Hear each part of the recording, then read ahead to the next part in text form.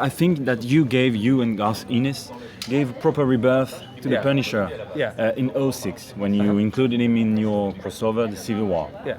So I wanted to know if you were the one behind this choice of including him in the Civil War, if Marvel executive told you, and what do you think of the evolution of the character ever since?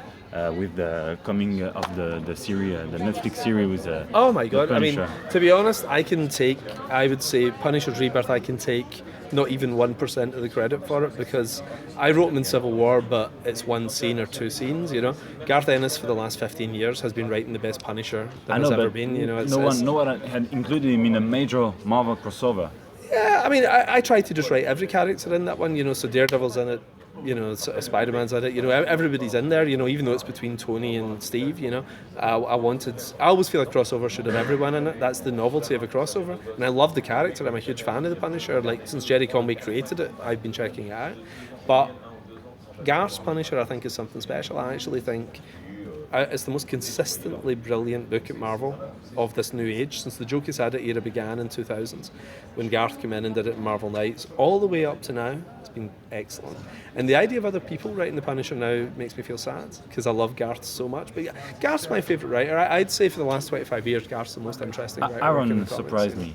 Actually, you're right, Jason Aaron did a brilliant job with it, like and I think a couple of other guys have been good too, you know. But I think there's something special about Garth's one, yeah. But I think you have more than one person to play in this role because including him in a major crossover was a rare thing, and I think he plays more a role than Daredevil, which. Oh yeah, definitely. He's a bigger deal because just because of his thing with Cap, you know, he has that love of Captain America and everything, and he's an outlaw and everything. So he's in an interesting place in Civil War, but I don't know. I think my feeling when you do something like a company crossover is you should include all the major players. Like just as a kid, if I looked at something like Secret Wars and I saw that cover with all of those characters on it, that got me excited because all the characters I cared about were going to appear in it.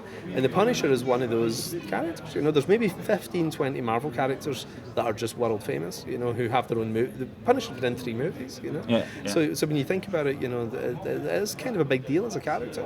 So to not include him, I think is kind of weird. I wanted Blade in there as well, actually, because I always liked Blade too. Stopped you? Well, I just couldn't really find a logical way of getting him in, because to have Blade in a story not about vampires is almost kind of weird, you know. But I just think there's some characters that have transcended even comics and the world knows now, and Punisher's one of those, and Blade, I think, is one of those too. So I just think when you do a big crossover, it's your duty as the writer to put as many big characters in there as possible, because that's why people show up, I think, to see that stuff. Thank you. And last question. I really enjoy an artist, Skottie. Is it true that you will cross paths with him for totally. cover For the Empress? Yeah.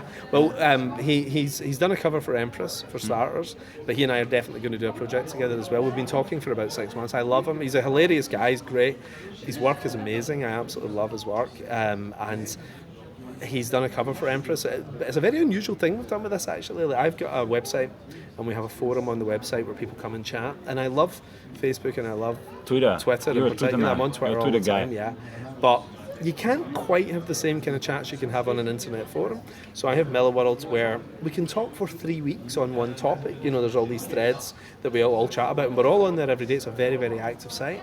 And I love that. I love the dialogue with the readers, and I love creators coming in and chatting with the readers. Twitter is just a joke and a reply and all that kind of thing. It's a different animal, you know. So I created a website, a forum within the website just for retailers. So at the moment we have 300 or 400 retailers on this as well, where retailers are talking to each other, because I think dialogue's important. I learn from talking to readers, and retailers learn from talking to each other because they pick up tips. Small stores get great tips from big stores and everything, you know. So I think it's important.